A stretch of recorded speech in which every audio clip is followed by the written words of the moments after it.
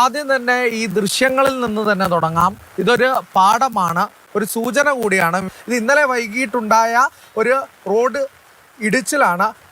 രണ്ട് വാഹനങ്ങൾ അത്ഭുതകരമായി രക്ഷപ്പെട്ടു എന്ന് വേണമെങ്കിൽ നമുക്ക് പറയാം. അതിനെ തുടർന്നും ഇത്തരത്തിൽ സംസ്ഥാനത്താകെ ഇങ്ങനെ ദേശീയപാതയുടെ പണി പുരോഗമിക്കുമ്പോൾ വലിയൊരു ആശങ്കയെ നമ്മുടെ മുന്നിലേക്ക് വരുന്നു എന്നുള്ളത് തന്നെയാണ്. അശാസ്ത്രീയമായ നിർമ്മാണം കൊണ്ട് പൂർണ്ണമായി റോഡ് തകർന്ന അവസ്ഥയിലാണുള്ളത്. ശാസ്ത്രീയമായ പഠനം നടത്തി NH66 സ്ട്രെങ്തൈൻ ചെയ്യുന്ന പരിപാടി, റീസ്ട്രക്ചറിങ് ചെയ്യുന്ന പരിപാടിയിലേക്ക് പോകണം. അതിനാവണം ഇന്നത്തെ യോഗത്തിൽ തീരുമാനം ഉണ്ടാവേണ്ടതെന്ന് അധികാരികൾ മുന്നിൽ പറയുകയാണ്.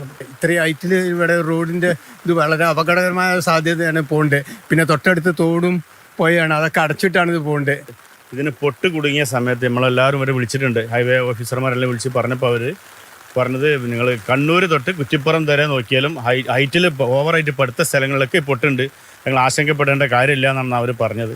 എന്നിട്ട് ഉച്ചയ്ക്ക് തന്നെ അവർ വന്നിട്ട് എല്ലാവരും സിമെൻറ്റിൻ്റെ പേസ്റ്റ് എടുത്തിട്ട് ഇതെല്ലാം അടയ്ക്കുന്നതാണ് നമുക്ക് കാണാൻ പറ്റിയത്. എന്തൊക്കെയോ കാട്ടിക്കൂട്ടിമാരി ഉണ്ടാക്കിയ മാതിരിയാണ് ഇതുള്ളത്. മറ്റുള്ള പാടത്തേക്കൊക്കെ പോയാൽ ഭീമൊക്കെ ഇട്ട് ചെയ്തുകൊണ്ട്, ഇപ്പോൾ ഉദാഹരണത്തിന് എട്രിക്കോട്, വട്ടർപാളവ് ഒക്കെ പാടം ഏരിയകളിലൂടെയാണ് പാലം കടന്നു പോകുന്നത്. ഇവിടുത്തെ പാലം ചെയ്തിരിക്കുന്നത് വളരെ ഹൈറ്റ് വലുതാക്കി എന്നല്ലാതെ ഒരു ഭീമോ കാര്യം ഒന്നും ഇല്ലാതാണ് ഇവർ ചെയ്തിട്ടുണ്ട്. മൊത്തത്തിൽ ഇത് ചേറും കാര്യങ്ങളുമാണ്.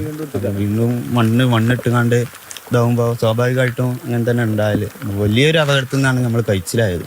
ഈ അശാസ്ത്രീയമായ നിർമ്മാണം അല്ലെങ്കിൽ നിർമ്മാണത്തിലെ അപാകത പരിശോധിക്കണം എന്നുള്ളത് തന്നെയാണ് നാട്ടുകാരുടെ ആവശ്യം. ഇത് വേങ്ങര കൂരിയാട് മാത്രം ഒതുങ്ങുന്ന സംഭവമല്ല, സംസ്ഥാനത്താകെ തന്നെ നമുക്ക് ഇത്തരത്തിലൊരു ഉദാഹരണമായി എടുക്കേണ്ട സംഭവം കൂടിയാണ്. അത്തരത്തിലൊരു ശ്രദ്ധ അധികൃതരുടെ ഭാഗത്തുനിന്ന് വേണം എന്നുള്ളത് തന്നെയാണ് നാട്ടുകാരുടെ ആവശ്യം. പ്രജോഷ് കുമാറിനൊപ്പം അരുൺ അമൃതനാഥ്, മാതൃഭൂമി ന്യൂസ്, മലപ്പുറം.